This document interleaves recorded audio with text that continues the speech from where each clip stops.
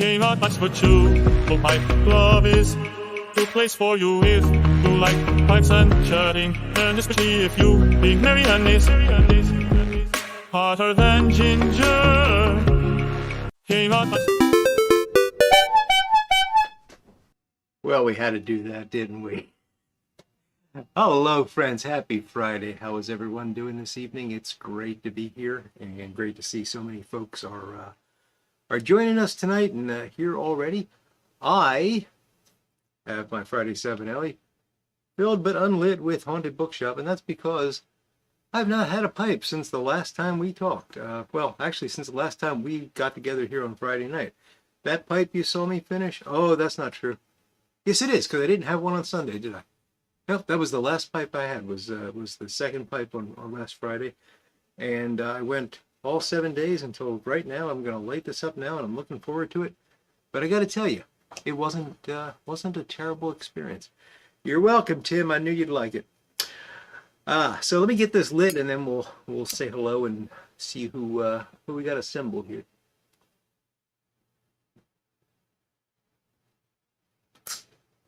Oh, good. After 7 days, Haunted Bookshop still tastes like Haunted Bookshop. I was a little worried about that.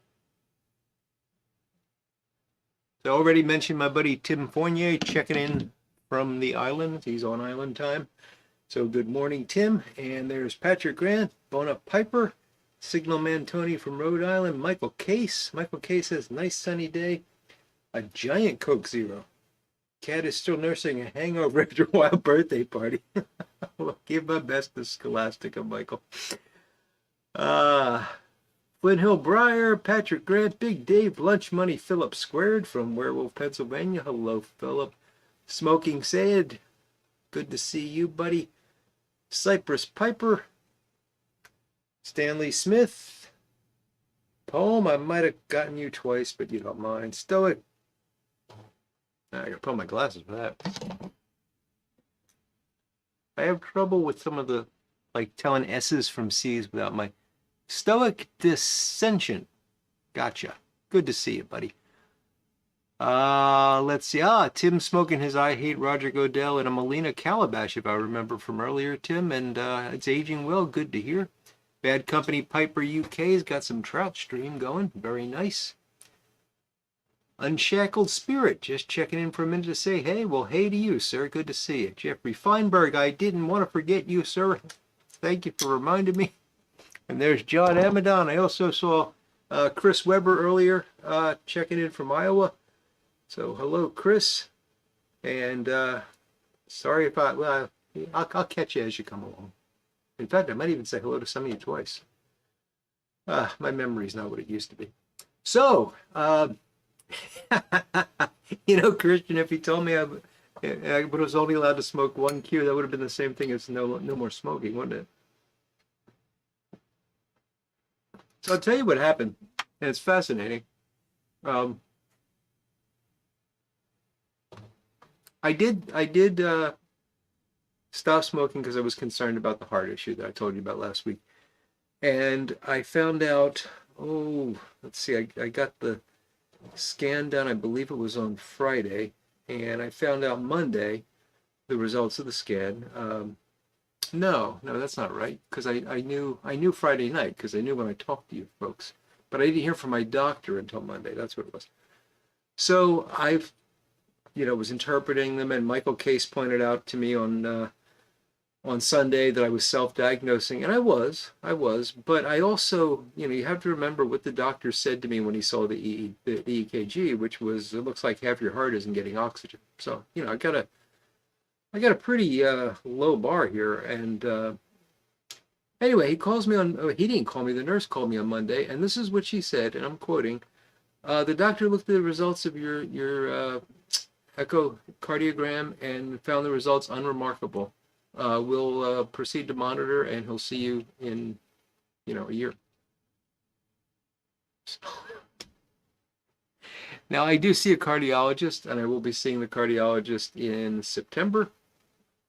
And, so I'll get a thorough workup then and really get to the bottom of this. But the fact is, I'm fine, and I'm feeling fine, and everything else. So So why didn't I smoke all week? Well, once I got to Monday, I thought, well, let's see what happens, let's see how dependent I am. Am I going to have withdrawal symptoms? Am I going to have cravings? And, is it going to be hard? And the truth is, other than missing the behavior a few times, and it's interesting, when I missed it most was when I was working down here, when I was doing my day job, like, computer stuff, and sitting here and I had to concentrate. That's when I wanted to have the pipe with me. Rest of the time, like driving back and forth to work and all that, watching TV, it just wasn't a thing at all. So yeah, I missed it, and I'm glad I'm smoking, and I'm not going to give it up. But it's just nice to know that I'm in control like that. So it was a fun experience.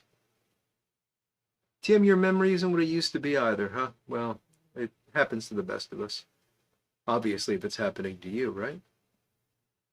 Stanley Smith's got a Cavalier. Tim's memory still isn't what it used to be.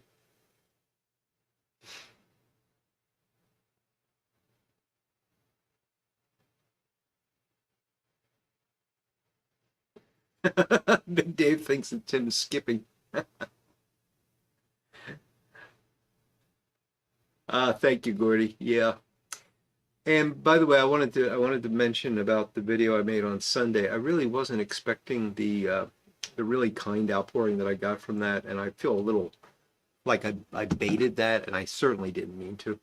But it was really nice to see all the kind comments and advice and everything else. And I was going to start responding to some of those comments, and then I thought, I don't want to do that. I don't have time to respond to all of them, and I didn't feel like responding to some of them was fair because they were all just really quite wonderful. So I'll mention that again on Sunday. But if you were one of the folks that commented there or got in touch with me offline, a lot of folks sent emails and text messages and everything else. Thank you, and thank you for checking in on me and getting in touch on Instagram and everything. I feel a bit silly now because it was, much ado about nothing. Couch, good to see you, buddy. And yes, it's safe there. It's very safe there, so stay there. Has anyone bought a Karen pipe from Indonesia? Asked Lunch Money Philip. Not me, but let's see if anybody else has. Smooth Piper, how you doing, Peter? Happy Friday to you, sir. And Doug Owen, I see you there, and I have a drink here that will make you happy. You see that, Doug? That is one full lime. Yes, one full lime.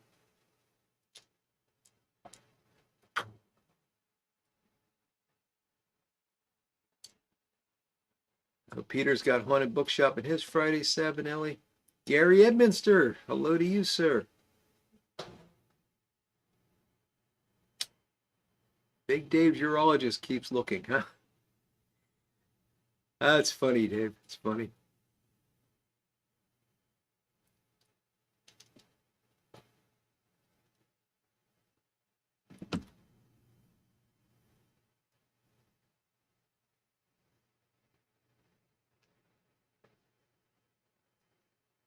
I think you're right, Michael. I think that's probably what happened.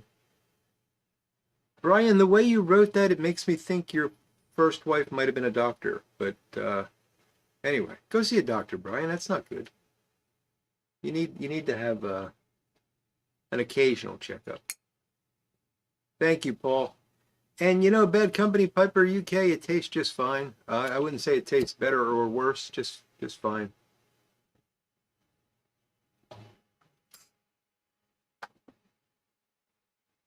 Yes, the great lime industry thanks us, Doug, indeed.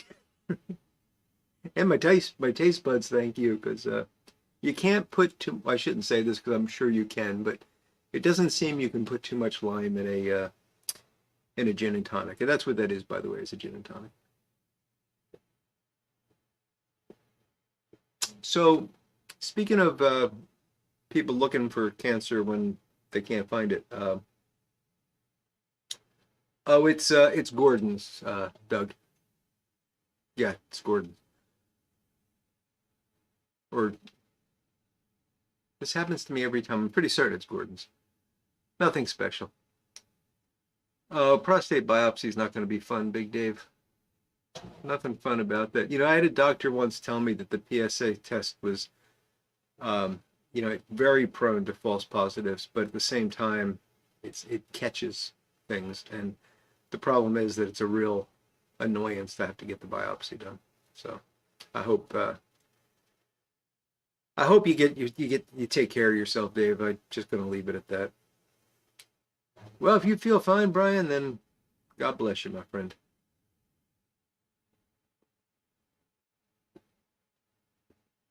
Exactly right, Michael. It's like an old slipper or something like that. It's not good, better. It's fine. Oh, Tim, look at you being all astrological on us. So I heard, got some updates on my brother today, which is just bizarre. So I told you last time that my brother, they basically said, you know, there's nothing we can do. He's going to go home. And well, we want to get him to Dartmouth, and Dartmouth said, nope, can't bring him here because he doesn't have a cancer diagnosis. So we have to. It's a complicated process. We got to take him to his primary care doctor, who then has to refer him to Dartmouth. Okay, that's not where it gets complicated. Ochoita, hello, my friend. Long time indeed. Good to see you, buddy. Um, so my sister takes him to the primary care, and the primary care says, well, I'd like to be able to refer him appropriately, and he's getting another biopsy on Friday. This is biopsy number 5, mind you. Why don't we wait until we get the results of that, and then refer him either to a gastroenterologist or to an oncologist, depending on that biopsy. And in addition, he said, I don't understand why they would have said that. He seems like he's doing fine. So that's good news. And, you know, what's a week if he's stable and all. So, yeah. So he goes to get the biopsy today, and they have to put him under to do this, and they take the biopsy, and apparently everything went well, and we'll know sometime early next week, by Wednesday at the latest, I think. And then he goes back to his doctor on the 22nd, and we'll get the referral to Dartmouth. So that's all going to happen regardless of the outcome. But the bizarre thing is the surgeon who said there's nothing we can do, and, you know, sees my sister after the biopsy and says, you know, boy, he looks great. He's really doing well. I'm so happy. Let's hope that with his biopsy, we can get a clean diagnosis, and then we can work on a treatment plan. And, you know, this is the woman that just a week ago said there's nothing we can do. So doctors really got to watch what they say and maybe think a little bit more. So regardless, he's going for the second opinion at Dartmouth.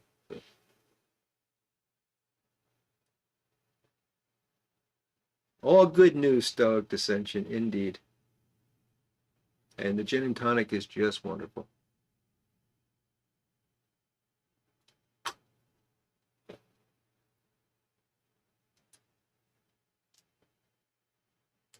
It is a good song, Tim. If we're talking about the Kiss song.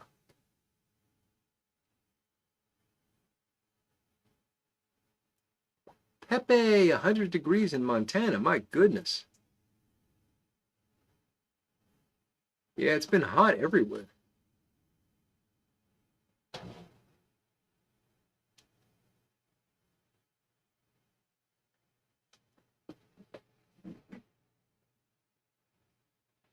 You know, Brian, it's a good point. It's a good point, but and I don't want to argue with you, buddy. If it works for you, that's great. But I gotta say, going to a doctor saved my life a few years back. You know, that's how I wound up getting diagnosed with cancer at an early stage, and a cancer that usually kills guys because they don't get it caught at an early stage.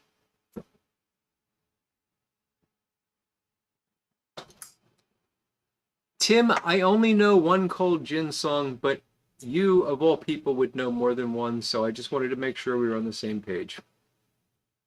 You have an encyclopedic knowledge of music compared to me.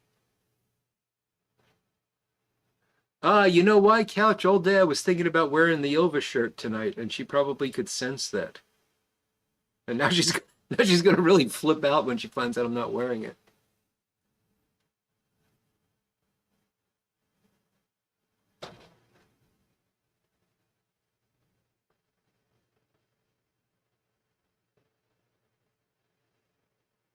Prayer definitely does work, Paul. It definitely does. And thank you all for that for sure. Exactly, Tim. If you tell me there's only one, there's only one.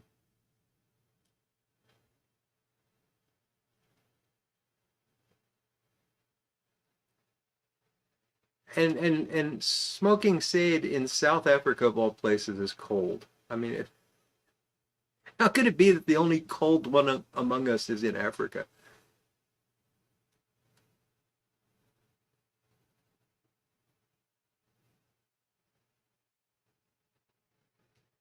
Todd Munson saying there's hoot owl restrictions on the rivers in Montana.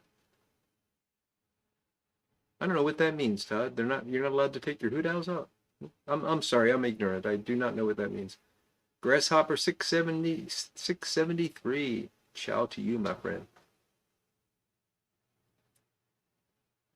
Keep him coming, Peter. It's he's been on a wild ride, I tell you. But I got a feeling he's going to pull through this. If it's God's will, he'll pull through, and yeah, he's going to be around for a while.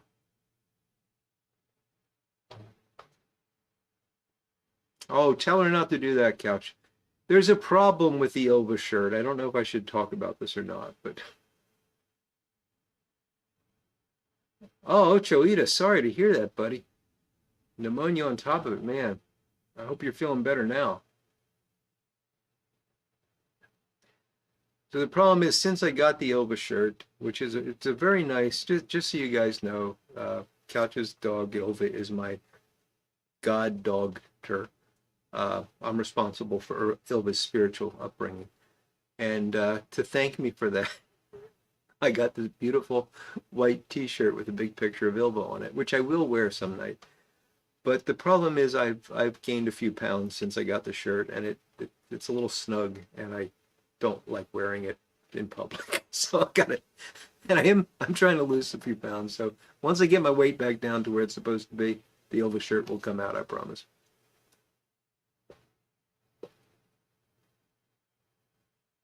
Oh, Doug, look at you being all meteorological.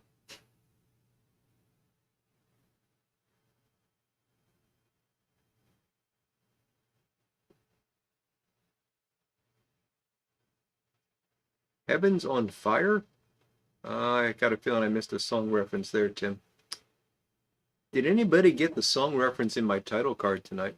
Because I actually put an earwig in my own head right in that one that's not going to go away for a long time.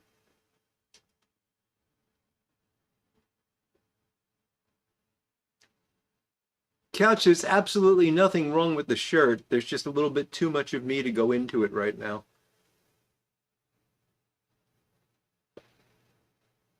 The shirt is perfect.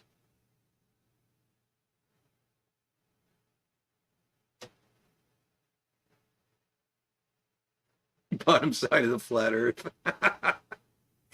There you go, Cypress. The alternative, the alternative reason for the weather difference. Grizzly season, huh? Hey, Big Dave, you bit the bullet and went to the acupuncturist, huh? And that worked out well for you. That is really cool.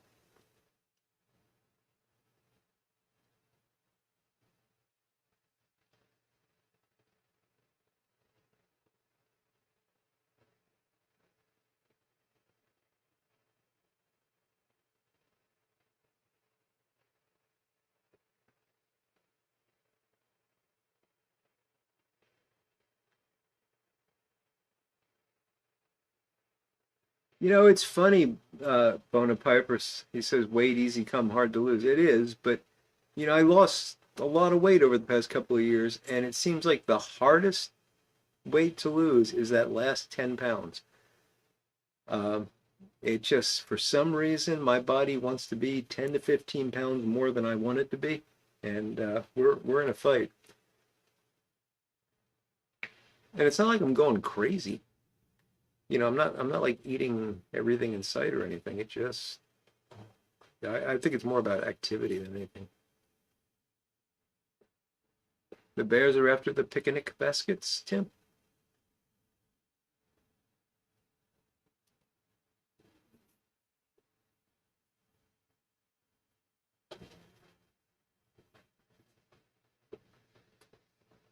Ah, you got the full package there, Big Dave, with the electrical stimulation too. That's fantastic. I hope that works out well for you.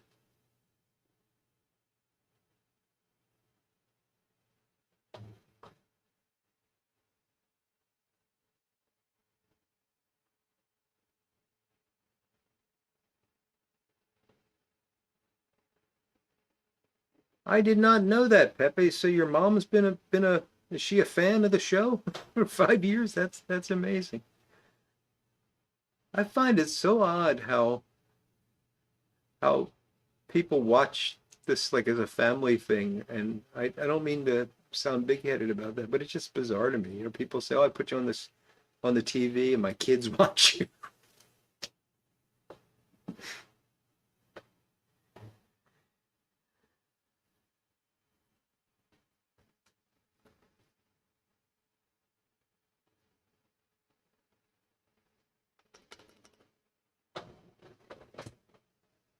Stress and PTSD does it for you, Couch.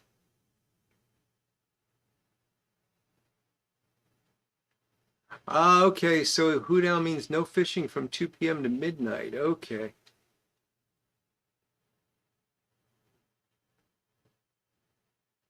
I if I was fishing in Montana, I'd want to fish at night. So that would be unfortunate.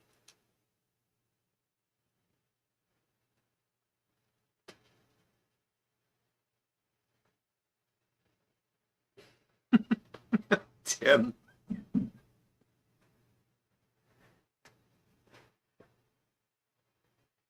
Yeah, Flint Hill, it definitely helped me, the Noom thing. And I'm thinking about actually re-enrolling in it for like a 6 month plan just to see if I can get this it, it's between 10 and 20 pounds, depending on how you want to look at it, depending on what day it is. Um, I just might need a little more reprogramming.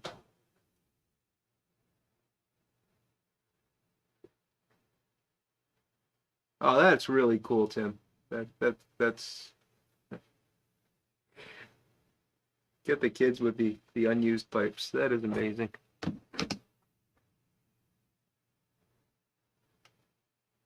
So they made you a pin cushion, Big Dave. Very cool.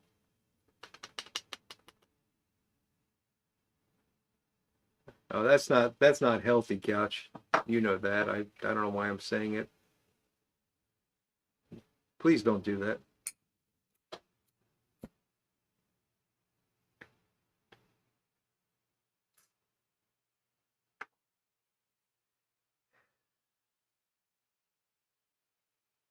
Yeah, I think it was Warhol, Doug, with his was it 15 minutes of fame? Something like that. Uh,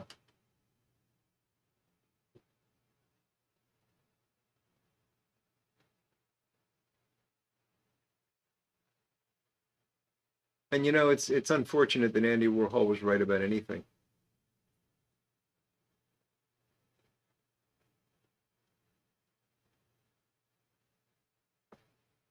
Hangmen Also Die about the Nazi occupation, World War II movie. Poem says was great, a 1956 film. Don't think I've seen that one, Poem. Sounds interesting.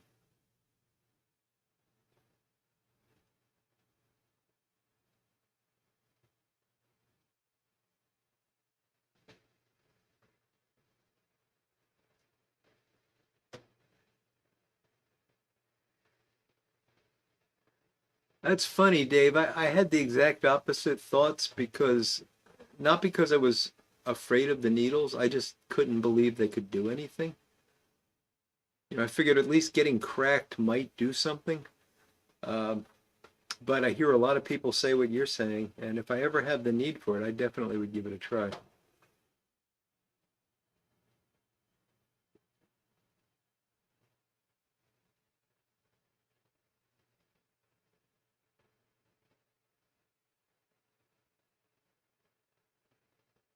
Oh, well, that's cool, Pepe. Well, if she's watching now, hello, Mrs. Pepe. Great to have you with us.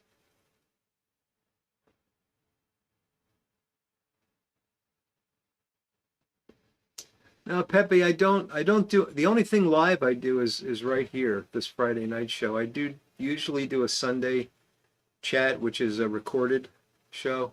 I don't do the Wednesday rambles anymore. That kind of stopped with the whole pandemic and the fact that I wasn't driving anywhere. And for foolish reasons, I never got back to it because I can't find my darn. I've got a box of SD cards somewhere that I used to use on the little GoPro camera, and I can't find it. And I know I could order them, but it just annoys me that I can't find that box. And anyway, there we go. Oh, it was a Fritz Lang film, Doug. Very interesting. Ahmed Salman, how you doing, buddy? Checking in from Ottawa with Haunted Bookshop in his 7LA 121. Very nice.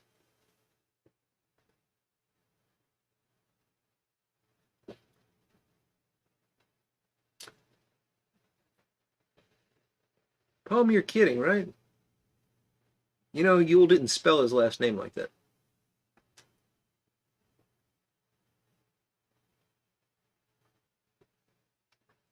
Michael, I have not seen The Return of Dr. X, but that's going to definitely go on my list.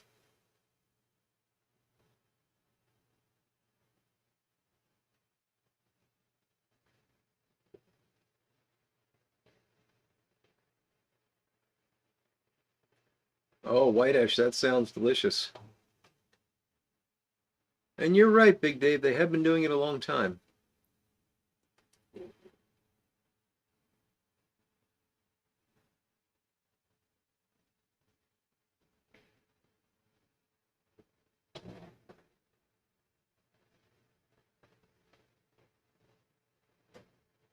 Oh, I'm sorry, Paul, I didn't mean to make you feel bad, but it was Yul Brenner, not Brennan. Although it'd be really quite funny if they were related.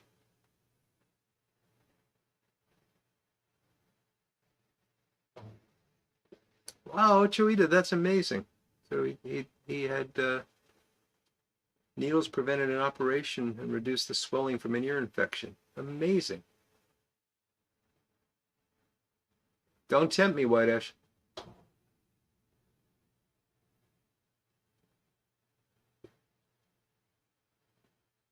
So I did want to say something while we're talking about acupuncture. Somebody pointed this out in the comments last week, and I really was a little remiss in not saying this. I usually try to be careful when we're talking about medical stuff, but we talked about taking pets to chiropractors, and I do think there's value in that, without question. But this person pointed out that if your pet's not well, take it to a vet first and find out what's wrong, because it may be something, well, maybe something treatable, it may be something serious, and you don't want to just make the chiropractor the first stop. And I think that's probably true with any problem you're having, whether it's you or your pet. And certainly when I went to see my chiropractor for the first time, they wanted to know the medical history. They wanted to know what doctors I had seen and what those doctors had said. And I think any good chiropractor is going to do that. I don't know if I've ever told you the reason I did not like chiropractors for so long. And that was because my grandfather was a fan of chiropractors and went to see one for many, many years for pain, what he called sciatica. So pain in his back that radiated down his leg.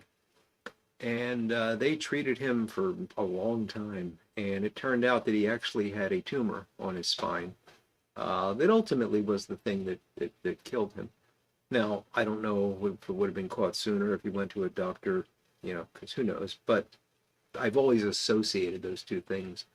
So it was hard. I had to be pretty desperate to go to the chiropractor that first time. And I was very skeptical. And I carried that with me as I went.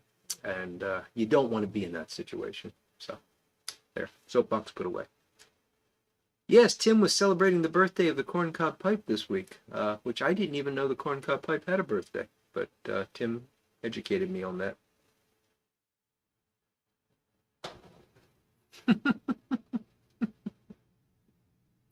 Oh, Flint Hill, that is an obscure reference, and I love it.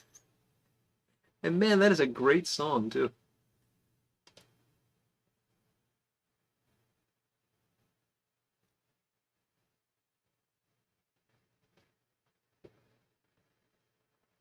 And if I recall it correctly. Flint Hill's referring to, well, we'll see if anybody else gets it. But it's from a Broadway musical, and I remember getting, not buying, but obtaining the rest of that album, and it was not good. Like, that was the only listenable song on the whole thing, but it was kind of disappointing.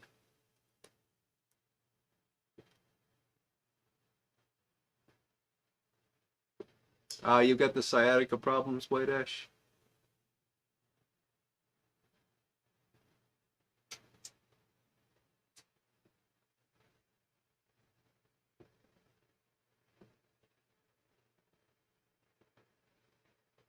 No, Palm, don't put your corncob pipe in the cake. Just use one of the candles to light your corncob pipe.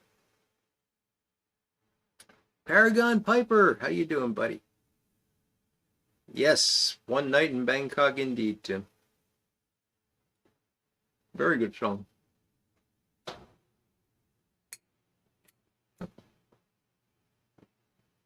And a very, how can I put this? A very unusual song if you really listen to it and understand what he's singing about. But we're not going to talk about that here because we already have the adult rating and whatnot. We don't need to get into that.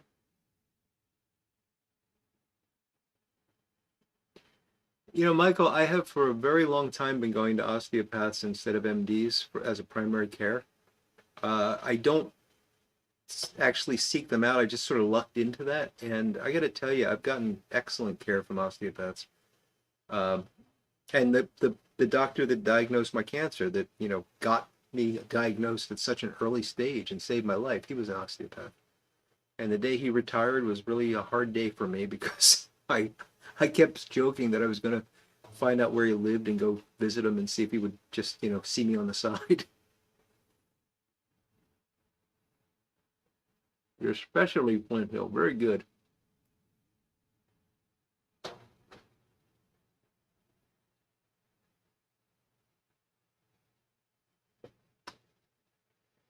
To have and have not. That was one of Hemingway's worst, no question, Doug. That was sung by Mary Head, Patrick. One of the few bits of music trivia I'm going to know.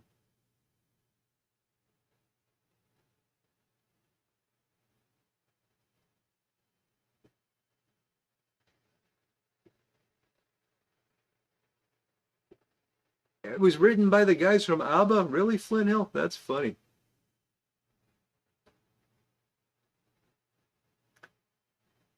I don't know if Mary and Edith are related, Big Dave.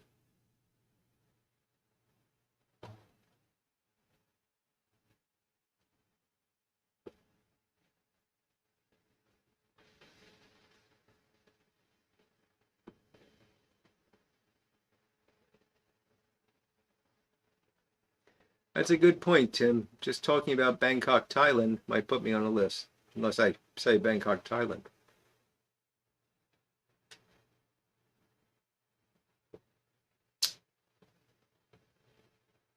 Yeah, that was quite a romance, wasn't it, Doug?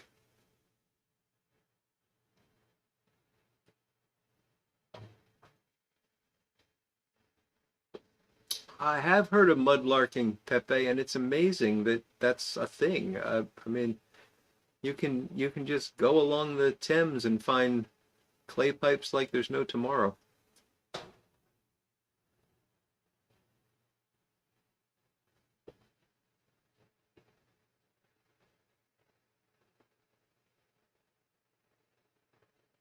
The sun also. So you've been listening to the audio book of The Sun Also Rises, Flint Hill. That book actually is a special one for me. I read that when I was in high school, and I think that might have been the first time I actually got an emotional response reading. The end of that book really hit me, and that's when that's actually when I really fell in love with Hemingway. I realized that he had the ability to evoke emotion in such a compact prose, and yeah, I've been a fan of his ever since. And that's probably one of the reasons I started to really enjoy reading and reading literature, reading novels and things like that, not just technical stuff. Was that experience. And I got to thank that English teacher who made me read it, who also made me read some very strange stuff. What actor first recorded the song Tammy? Poem is asking. I don't know the song Tammy.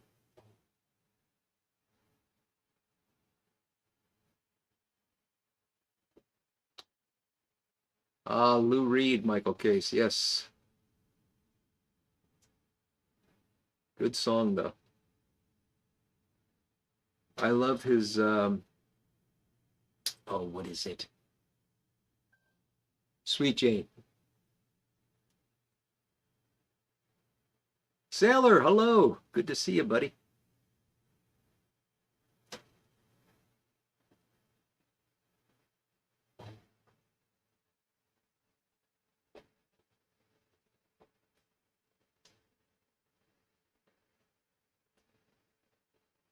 Big Dave pulls it in with Debbie Reynolds. My goodness.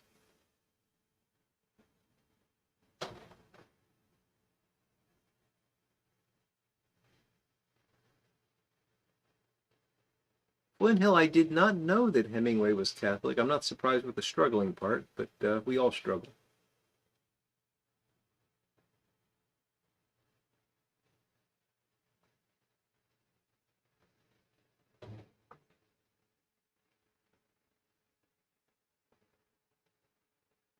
Portraying reality bit by bit is a good way to describe that, Doug. Yeah.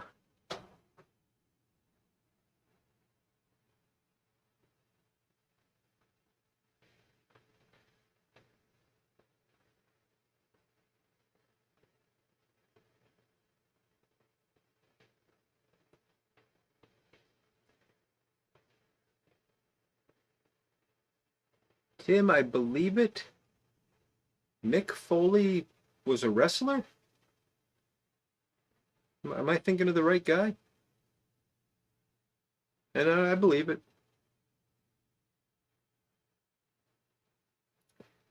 Cowboy Junkie's version of Sweet Jane is good, Flint Hill. It's good, but Lou Reed's version is just so raw and uh, I don't know. There's something about Lou Reed that I've always enjoyed. I mean, it's or you guys don't know how weird my taste in music can be. Like I'm a big Ramones fan because I just like that really stripped down, raw. Um, it's kind of like why I like Hemingway. It's sparse. It's just the bare minimum. It's not always pleasant, but it gets that emotion out of you. And I think if I got to compare the Cowboy Junkies and Lou Reed's version of Sweet Jane, I got to go with Lou Reed just because it's got that raw edge to it. Oh, Poem, thank you. I know that song. Yes. I needed the lyrics, but yes, I do know that.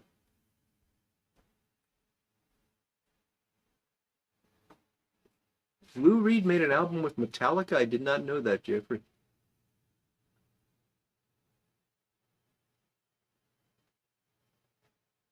Did Concrete Blonde do a cover of Sweet Jane? I don't know. I don't know. I had an odd relationship with Concrete Blonde too.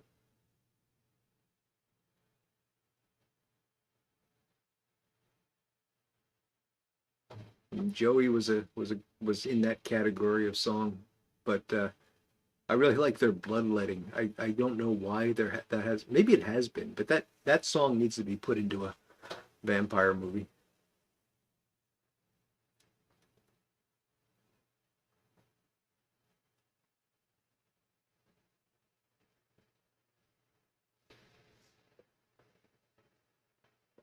Oh, absolutely, Michael. Flannery O'Connor is amazing.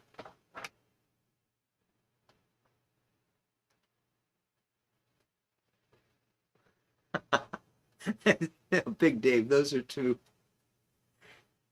Those two songs need to be put together, indeed. And yes, what a pair of songs.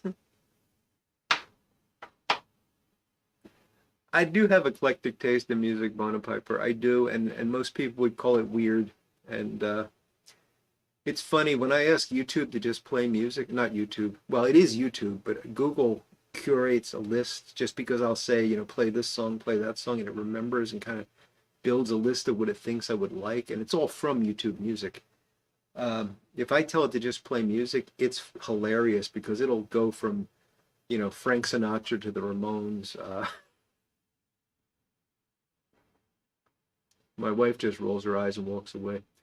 Andrew Sirigliano, big fan of Perfect Day, amazing song. Somehow Lou manages to captivate you with depression. Yes, yes.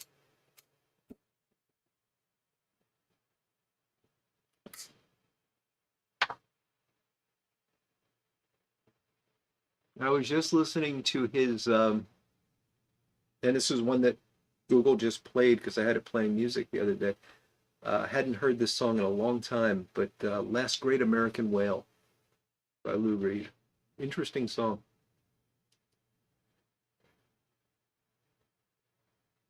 Happy Friday indeed, Andrew.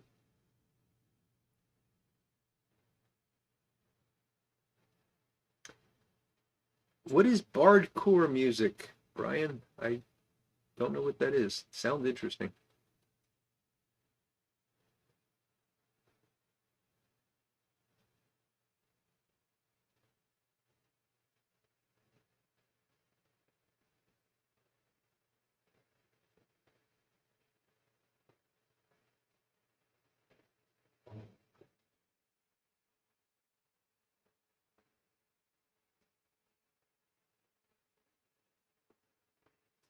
I don't know if like's the right word, Tim, but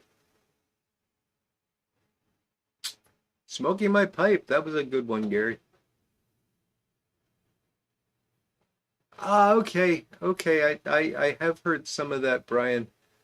Um, I've heard some. I thought they were AI versions of that kind of thing done, but yeah, it's interesting. There's a YouTube channel that does like Gregorian chant of modern music, Gregorian chant versions of modern music.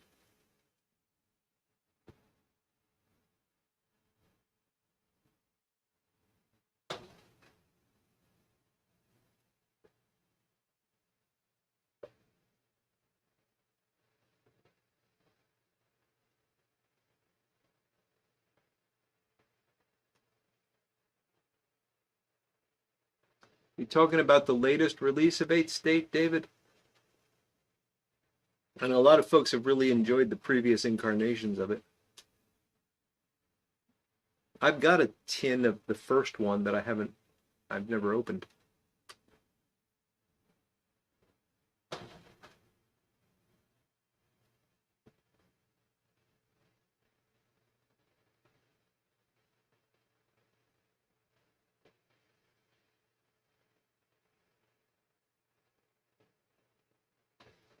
That's interesting, Flint Hill. I wonder if that's true.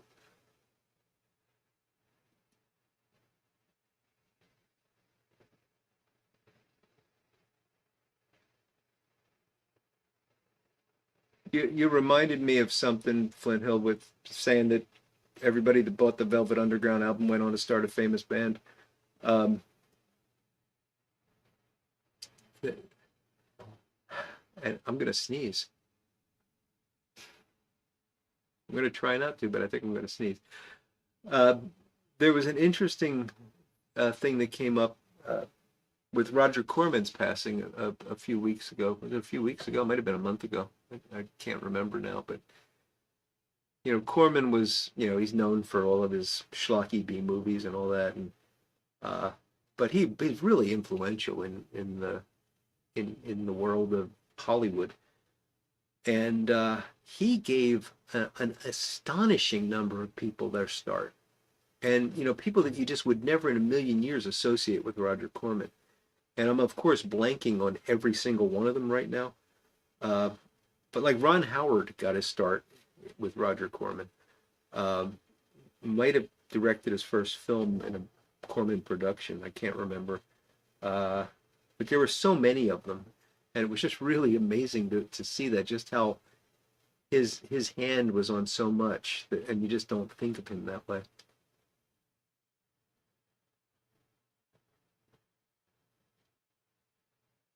Very poetic of you, Pepe. And speaking of people that have passed, you probably saw that Shelley Duvall passed away the other day, yesterday.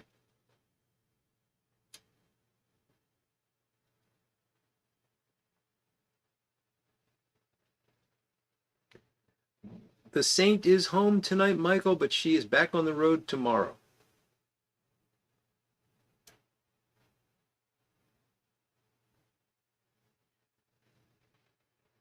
Jeffrey, I hope you don't mean what I think you mean by that comment, because I just can't imagine that. And I don't like seeing those two names next to one another. I think you're just trying to get me there, Jeffrey.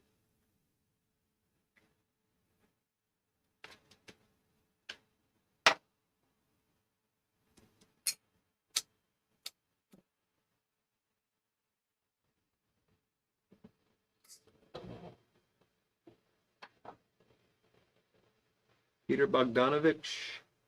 Yes, Lord Hogarth. An awful lot of folks.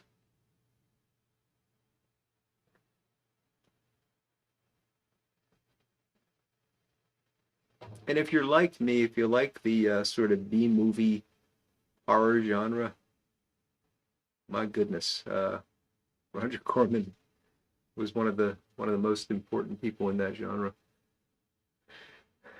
Yeah, Tim, I'd be okay with that pairing.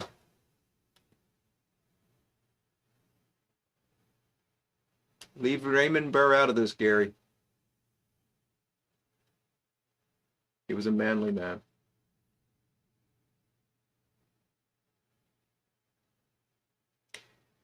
The only problem with that pairing, Tim, is I think that Billy Joel's a bit old for Tom.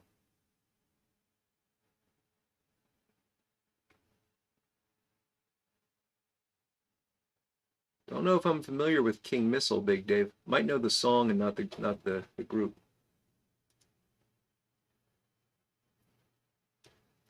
Folks, I think I've finished my haunted bookshop, and man, it was good. And I can say the flavor was definitely different, deeper, more robust. Good. So it's kind of nice. I guess my palate enjoyed the break. Get one or two more puffs out of that.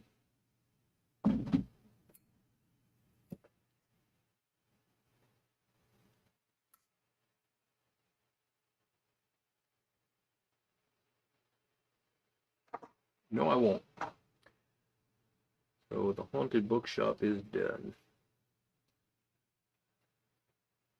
So my plan going forward is I've obviously not given up pipe smoking. But I'm probably not going to smoke as much as I was.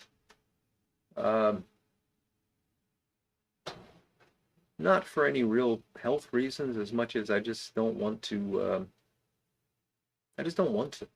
You know, I don't like. I didn't like the concern that it might be something I couldn't stop doing. Like when I thought about it, and I talked about this on Sunday, you know, it bothered me that it was that big a part of my life.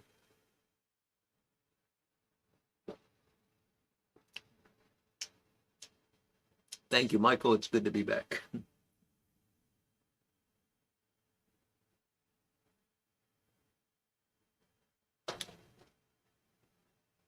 Okay, Big Dave, then don't. Because we're in enough trouble already.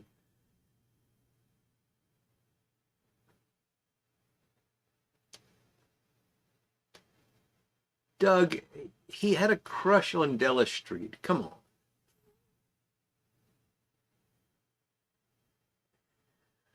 on. Uh,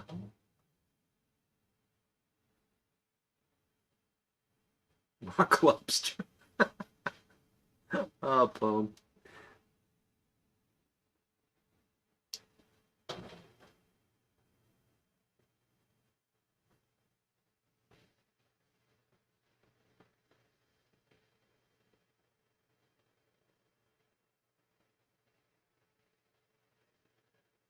So yeah, I'm gonna have another pipe tonight, and I'm gonna have a pipe on Sunday.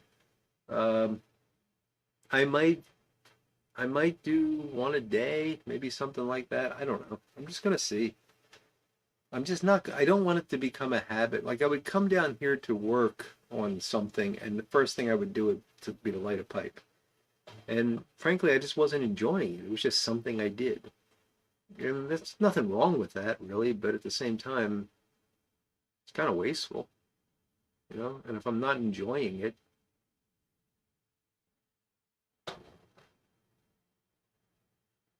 yeah, exactly, Doug. I think the flavor profile will be better.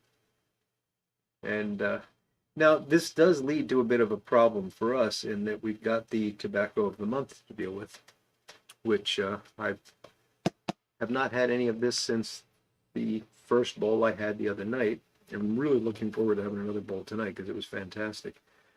Uh, but I'm not going to be able to finish this in a month. So now we're back to the problem where it was the tobacco of the week, where I'm going to be opening tins and putting them in jars and all that. But we'll deal with it as we deal with it.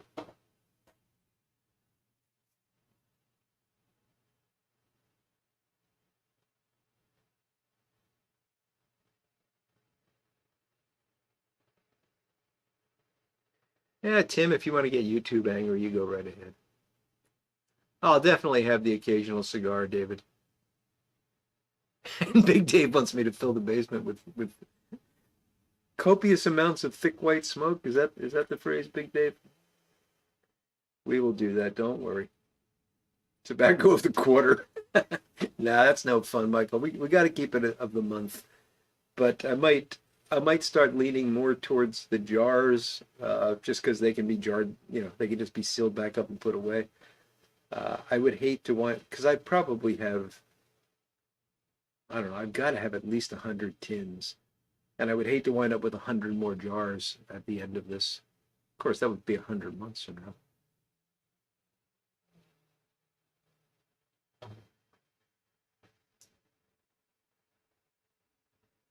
Yeah, that's the situation I was in, Paragon Piper. And you know what? There's nothing wrong with it. I just don't think I want to do it.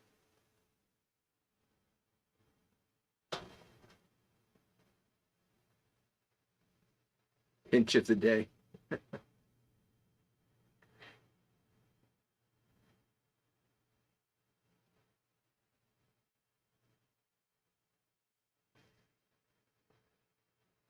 That's a jarring statement. Ha ha, Tim. Ha ha.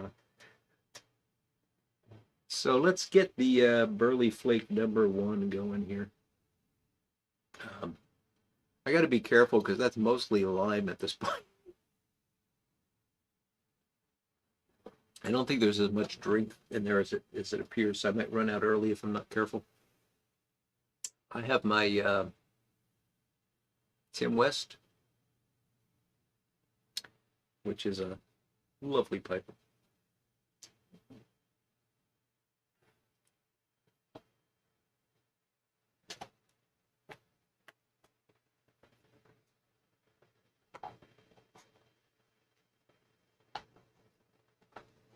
It's very limey, Tim, yes.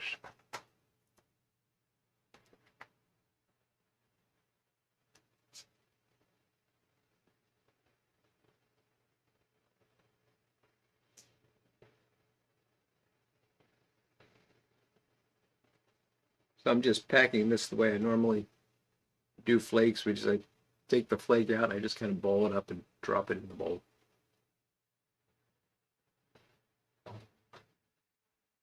This is a large bowl. Didn't pick that for any particular reason, did I?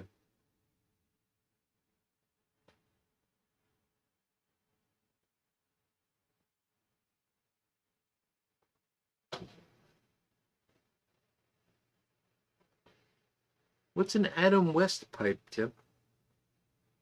Oh, you're making fun. I got you. I got you. Well, Brian, that's I don't know if you were in on the joke there, but am I missing the coconut? What coconut are we talking about, Andrew? Oh, from the lime. I got you. I got you. I actually had a margarita the other night. We went out to dinner and I had a lime in the coconut margarita, which was quite interesting. It was made with coconut vodka, and it was surprisingly coconutty.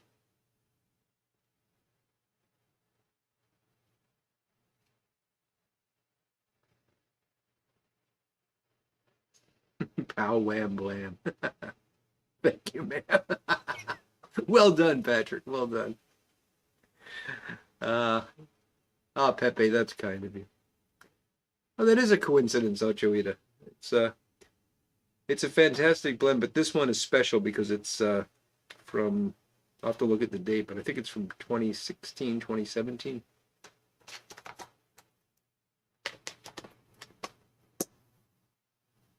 2017, yep.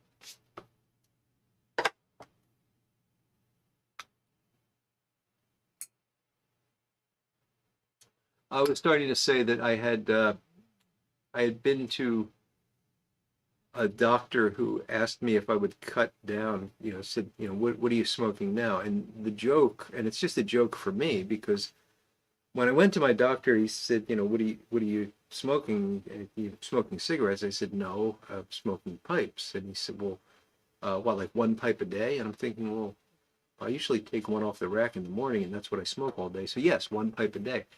And that's been like a running joke for me. My doctor thinks I smoke one pipe a day, which I do. I'm not lying. So this other doctor asked me if I'd be willing to cut down, and I said, well, I could do one pipe every other day. So for the last month or so, I've been smoking the same pipe 2 days in a row. So yeah, didn't say anything about how often I'd fill it.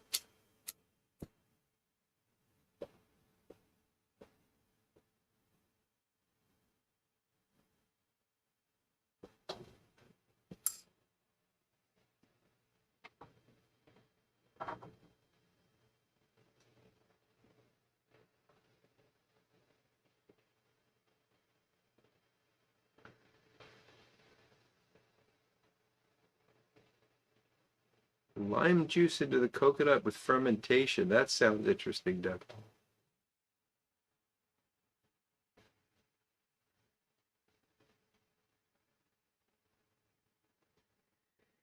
Yeah, Tim, I do need some help. Uh, Too much fruit in my alcohol these days.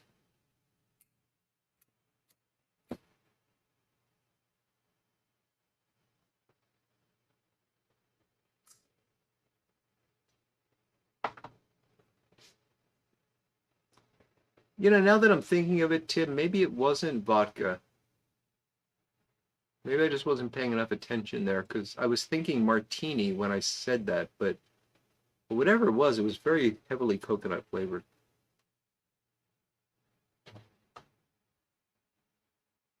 There you go, Jim PM. That's another way to do it. Yep.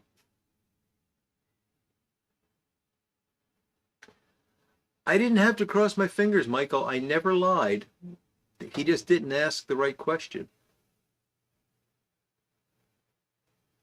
You're right, Tim. I'll drink I'll drink an orange creamsicle beer, but I won't touch chicken on a pizza. Yep, I'm a strange guy like that.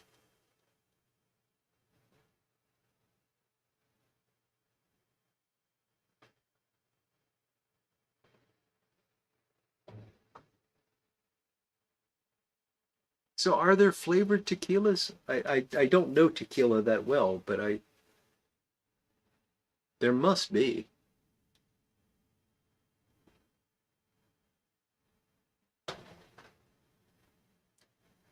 Flint Hill, I hate to agree with you there, but that is a little nuts, yeah.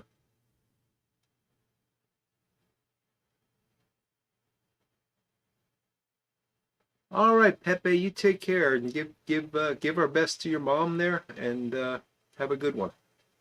Thanks for joining us.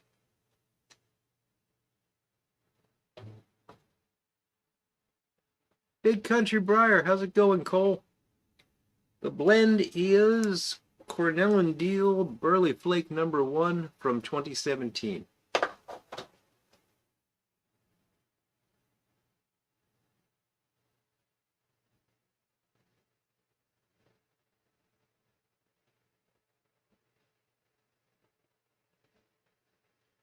That's what I usually get at this restaurant, Andrew, is called the naked jalapeno margarita, and it's definitely jalapeno flavored tequila. It has to be. So yeah, this must have been a coconut flavored tequila as well.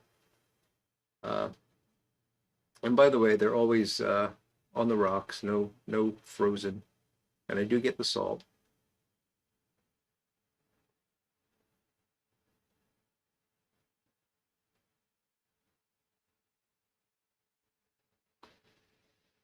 Oh, David, that is really cool.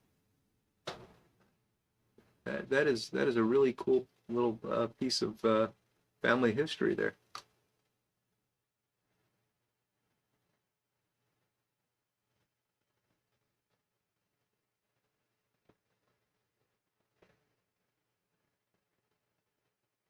So, Sailor, you only do worm or worm free, huh?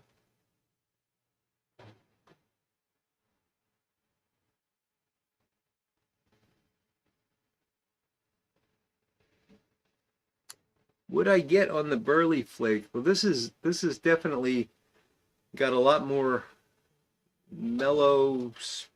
Um, it's mellow, smooth, and it's got some sweetness to it, and I think that's from the age compared to what I can remember about burley flake number one. But it's very, very burley forward, and I do think it's got a touch of perique.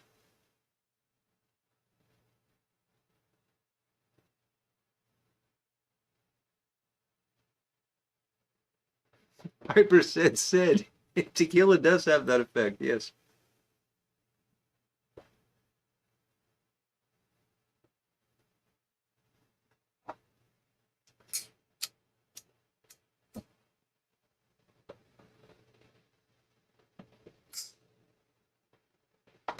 When I was a grad student, we had this annual party, and we had this horrible, horrible tradition of well, drinking.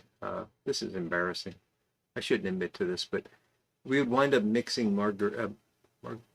Yeah, we would wind up mixing margaritas in people's mouths. They'd lay back and open their mouth, and we just pour the stuff in. It was not a good thing.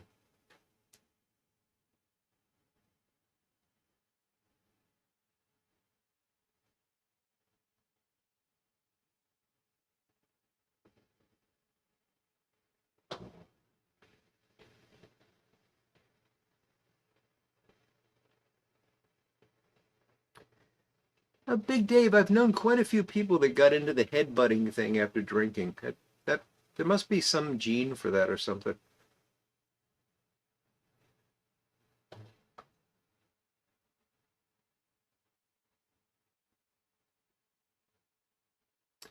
If the taqueria makes you strip, there's a problem, Paragon. No, Tim, there was no streaking. There was some passing out, though.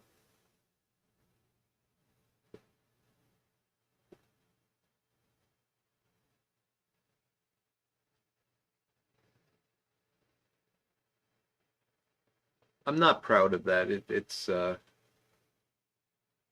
It was a strange time, and I sometimes think about the number of brain cells I killed in the name of science back then.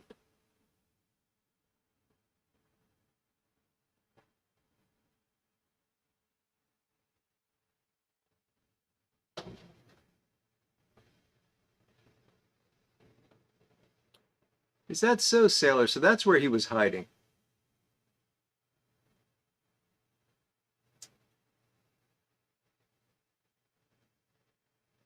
All right, Ocho Edith. It's great seeing you, buddy. I hope you're feeling better and take care and enjoy that burley flake when it comes in.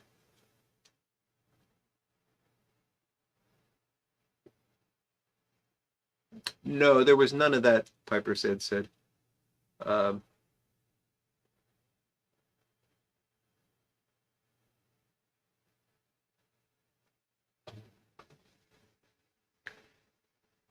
Giuliano and 13 Pipes.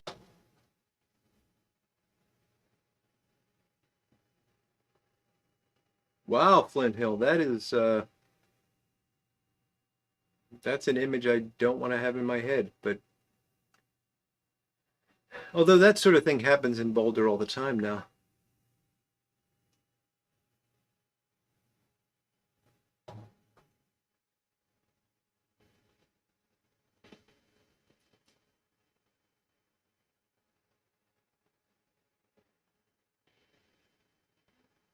There was a moment where we were so somebody was laying there and we had the shot glasses and I think somebody collided with somebody else and the shot glass cracked and broke and like fell onto the person's face and the guy said, "Oh my goodness, that would have been terrible. We could have gotten cut." And I said, "Well, yeah, but at least it would have been sterile because it was alcohol, you know." And everybody standing there turned and looked at me and said, "Wow, you're right." And that's when I knew we just needed to stop.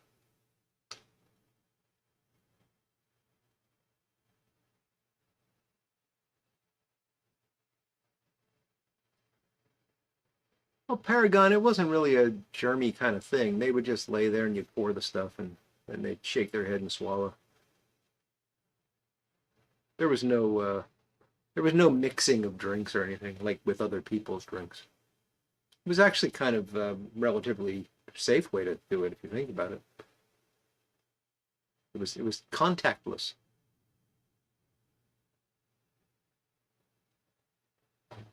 Oh boy, Chris Webber wants to know. It yeah.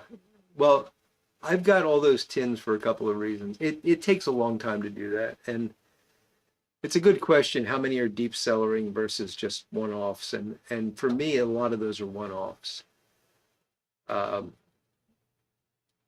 so the problem I have, and it's a good problem to have, is that people send me stuff. You know, people are very kind and they send me stuff. And for a long time before YouTube, I was part of the Brother of Briars forum, and you would occasionally get quote bombed by like 20 of the guys would just get together and send you, and it was hilarious because you just get like every day for like 3 or 4 days there'd be boxes and boxes and boxes.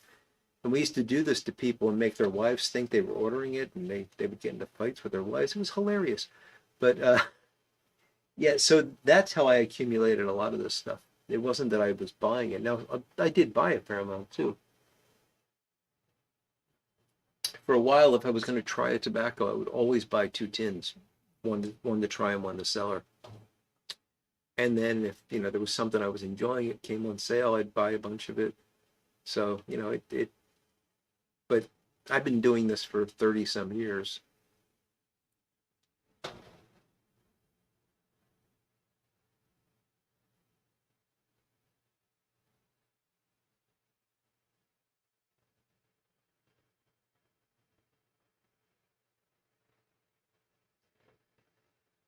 Jeffrey wants to know what I think of half and half. It's perfectly fine, Jeffrey. It's not my favorite over the counter, um, but it's a perfectly fine solid blend.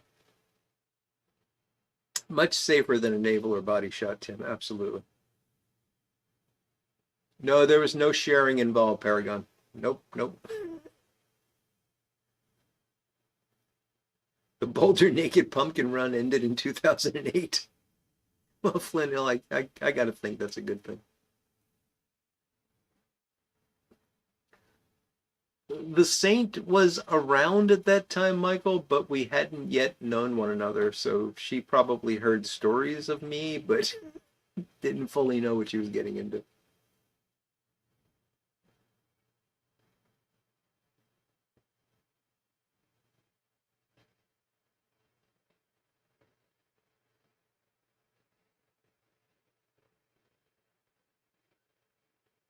Yeah, Chris, the problem is when you go too broad and then you never get back to some of the stuff. So I've got that's why I've been doing the tobacco of the month is just to try to get some of this stuff smoked.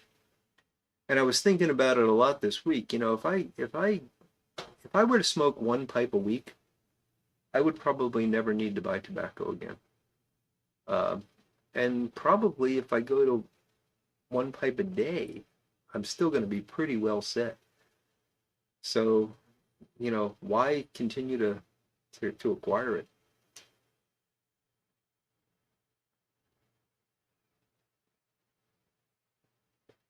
Subtlest Prince Albert match, okay, but not as good, huh? Yeah, I've never liked any of the match blends, Jim. They've never sat well with me.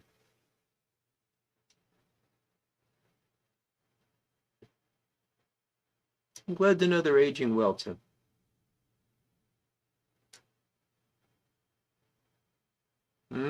Yes, Tim, that's something special. Tim was kind enough to share with me, again, the ridiculous generosity of people, some 30-year-old half and half, and that was some of the most wonderful stuff I ever smoked. Michael, if you want that, I'll tell you what, the next time she's in town, I'll see if she'll sit in for a live stream and we can do a Q&A with her. It was funny, she did not want to do that the night that we did it, and afterwards she was like, well, that was kind of fun, let's do that again. She got the bug.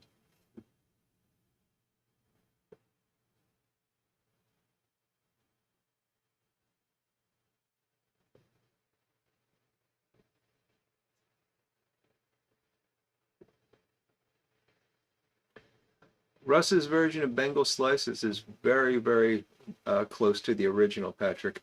I don't really think of that as a match blend. I mean, I think he really recreated the original. But you're right. If I'm gonna be strict about what I said about match blends, that's an exception.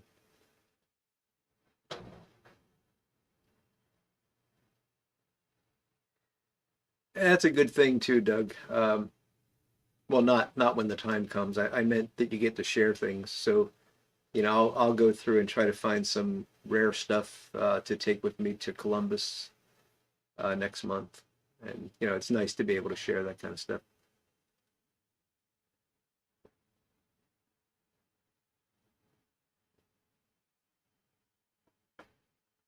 That's a wee bit taddish, Jim. Yeah.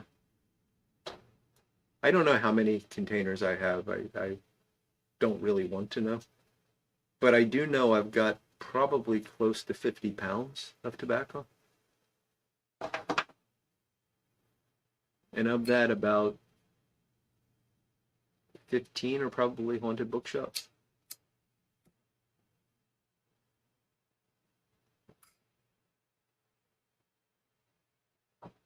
We do all have our favorites, Peter.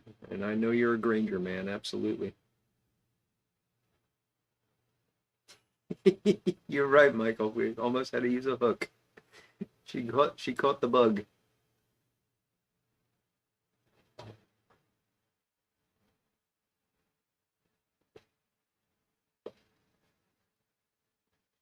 They are Bengal free, Tim, and that was a big deal. You know how with the three nuns, there's this question of whether or not it ever had Parikh in the original incarnation, and with Bengal slices, there was some debate about the Bengal content.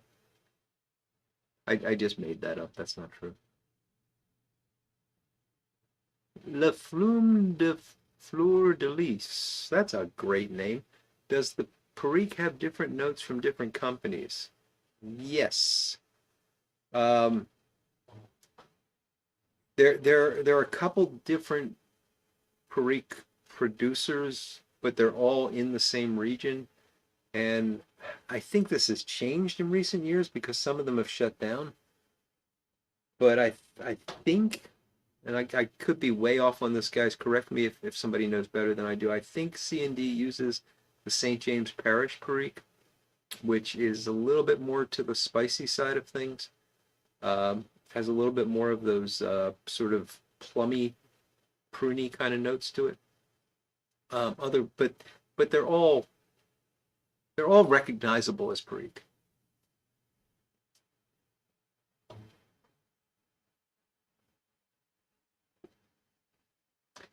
I've never had any of the new versions of the Bengal slices other than the first incarnation of so I guess that was the black. I know they made some variations on it. I haven't tried any of those.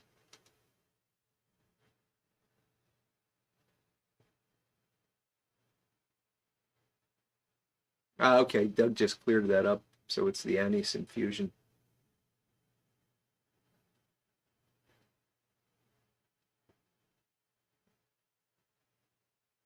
Wow, it does fly, Patrick. I can't believe we're already that late. My goodness. I feel like we're just getting warmed up.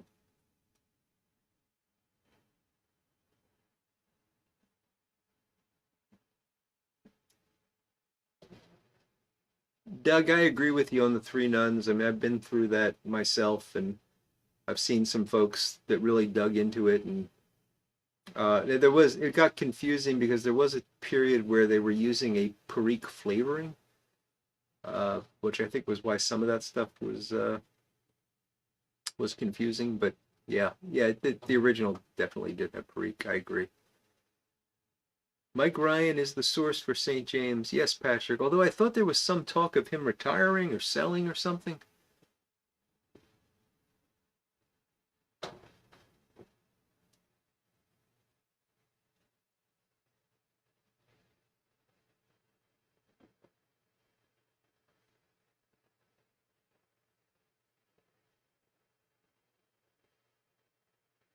It's kind of you, Cole. None for me. I got way too much.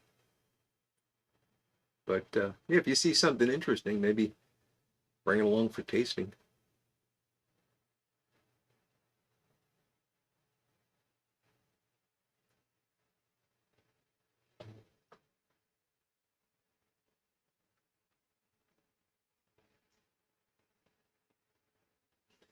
Three nuns is indeed none free. Yes, Tim. Oh, thank you, Peter. Yes, please do hit that like button, guys. It just helps build the community.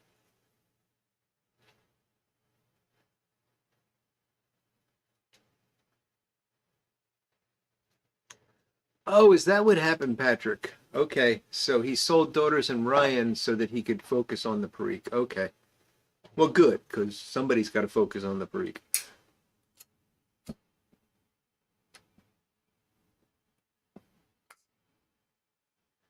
It's hard to keep the Presbyterian out, Tim.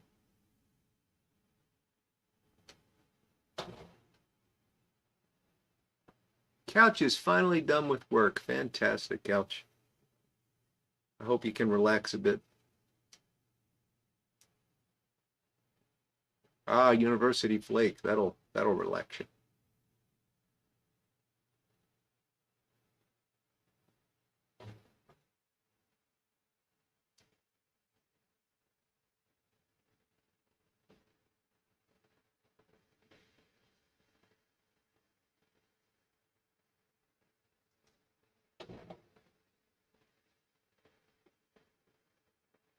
That makes sense, Doug. That makes sense indeed. I mean, Dark Fire does do that bulking up for sure, but it brings in that burnt woody flavor that if there's too much of it, it just doesn't work for me.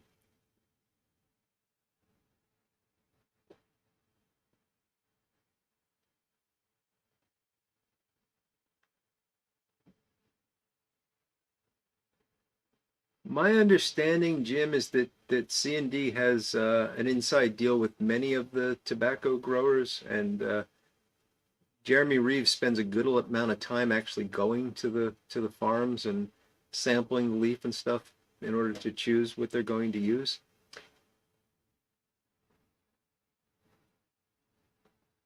But I don't know if you guys remember a couple of years ago we had him on as a guest. Remember back when I used to have guests? That was fun.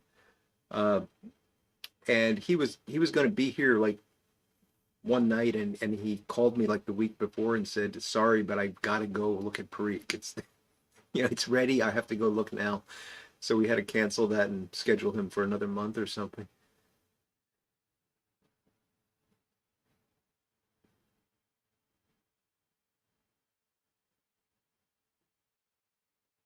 Yeah, you want to get that authentic Presbyterian flavor.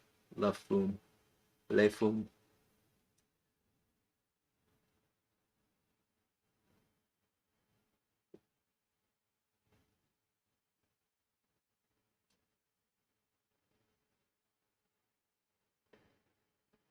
Yeah, they should come out with a bacon old fashioned white, which is with no bacon. That would be something.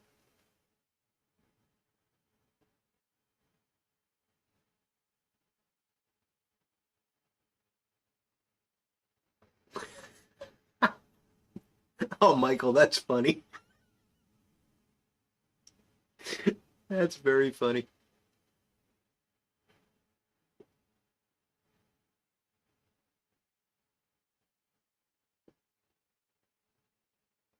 Now I'm trying to come up with a Calvinist blend joke, but nah, I can't top that one, Michael.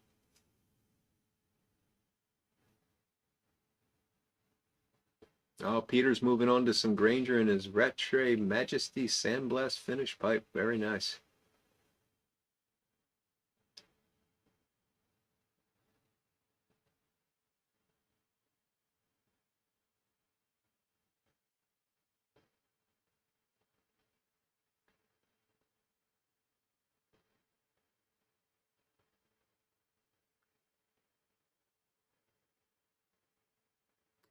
That's a good example, Doug. And I have some of that old Gowrie. Those are some of the tins that I have. I've got several Rattrays. I've got some old Gowrie. I've got some oh, what's the other one? I'm blanking on it now. But they're going to come out someday. They will be in the running for Tobacco of the Month someday.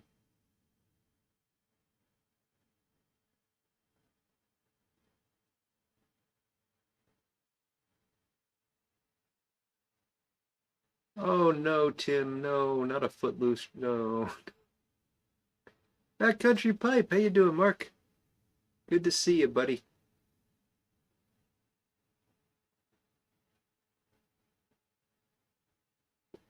Presbyterian mixture is predestined. Yes, you were always going to smoke it.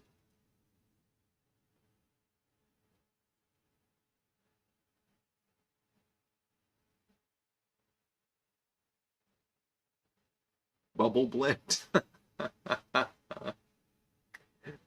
Hell of the Wind. Yes, that's definitely one of them, Jim. Is anyone reading a good book or reading a good book lately? Asked Couch.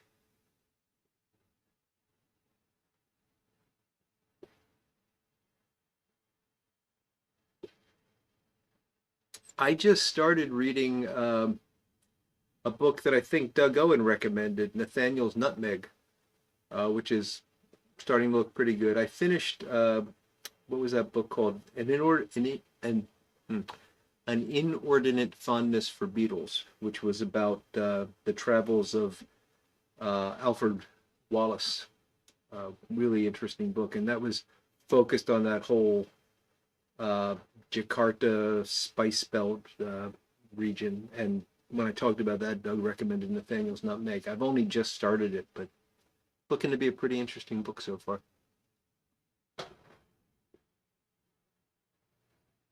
John Amadon, have a great weekend, buddy. Thanks for joining us.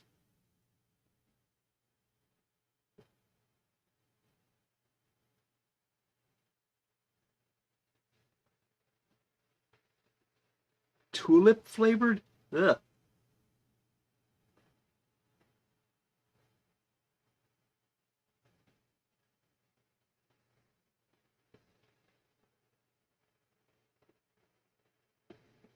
I don't know what happened there, Cole. Sarge is a busy man, and that might have to wait until Sarge retires.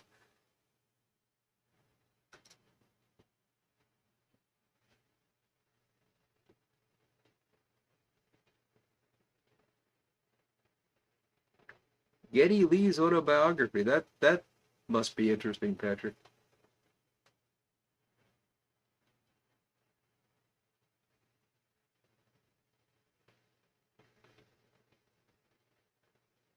Yeah, it really is fascinating, Doug. You don't realize just how much the world was shaped by things like nutmeg. But yeah, it's remarkable.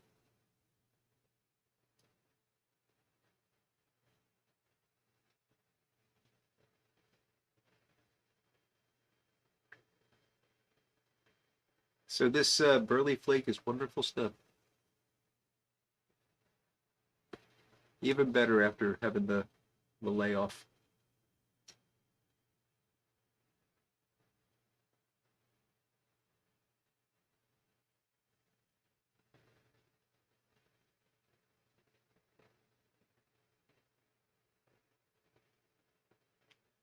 Oh boy, Birkin 15. What a question. And we got 4 minutes to.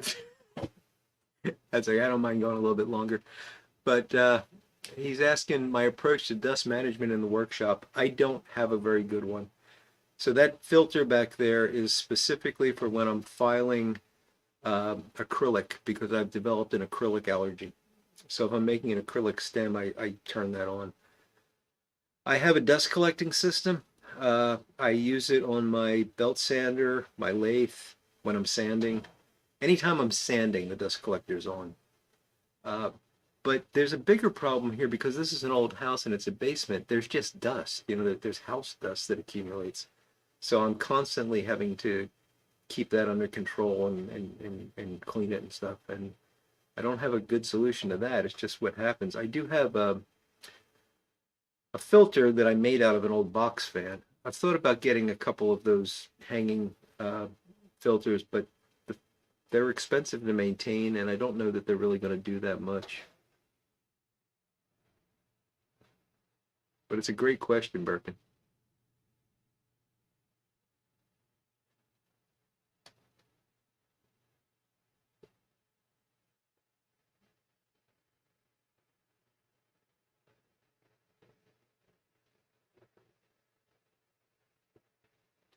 Old Uncle Mike.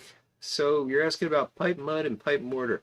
So pipe mortar doesn't use any ash. It uses activated charcoal and um, plaster of Paris and some salt.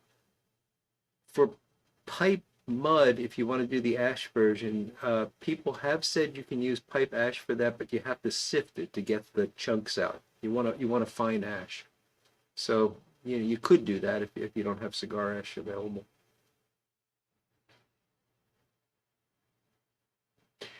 Don't be sorry, Birkin. I love answering those kinds of questions. Feeling much better, backcountry pipe. Thank you.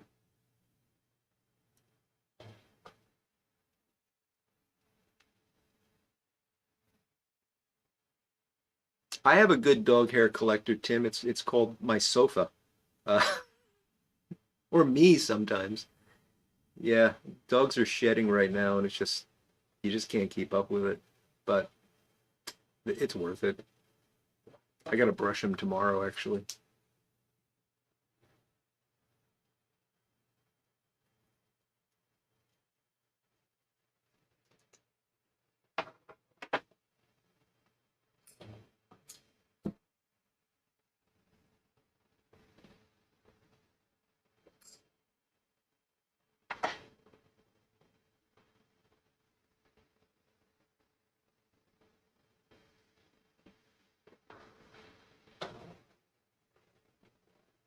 Armchair Piper. Hey, Ed.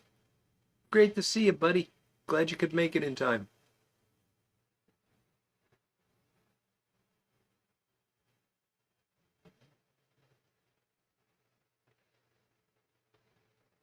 Yeah, I think that's a common thing, Tim. When the weather changes, they adjust.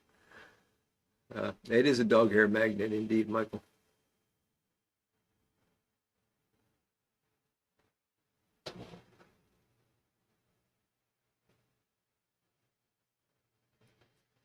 Sure thing, old Uncle Mike. The thing is, the nice thing about trying pipe mud is that if it doesn't work, you can just, knock it out and try something else.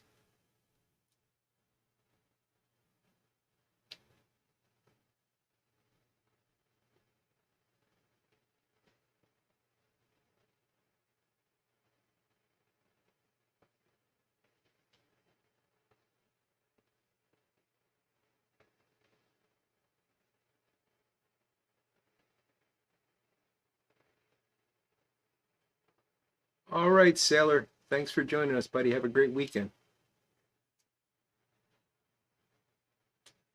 So one of the things I was thinking of last week, I was thinking, if I don't smoke pipes, what am I going to do with this channel? And books was something I thought about. I'm wondering how that would work. If there'd be any way to do like a YouTube book club kind of thing.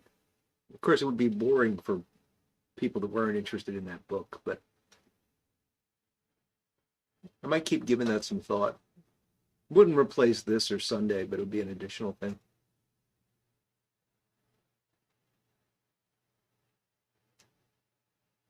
It does seem like we've got some common interest here. I mean, we always wind up talking about music. We always wind up talking about old movies, um, historical figures like the discussions on Stalin. Uh,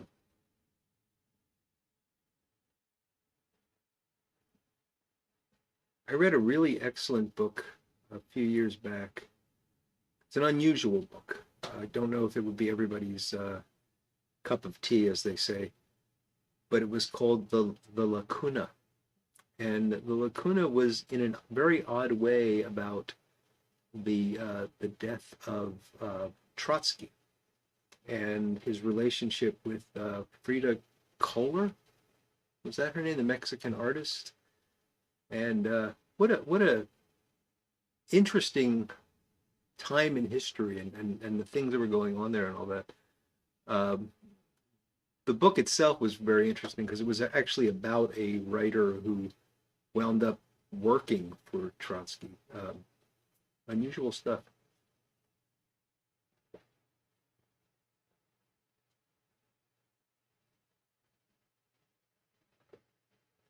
All right, Couch, I'll give it some more thought. We do always talk about Ginger Mary Ann, Mrs. Howe, and I do want to get mugs. I do want to get a Ginger Mary Ann mug. Maybe we can have Ginger versus Mary Ann on one side, and you turn it around, and it's got Mrs. Howe on the other.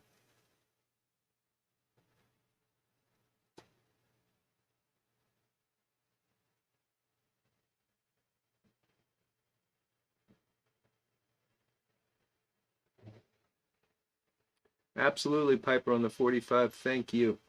And I think I might be done with my my second pipe here. Let's see if we can get one more light out of it.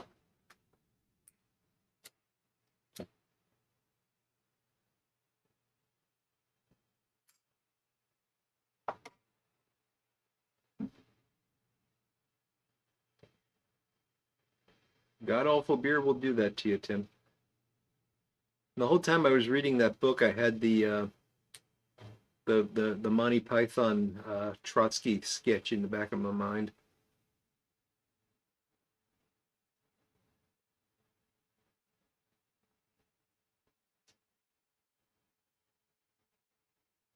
She was stunning in that, Michael. Yes.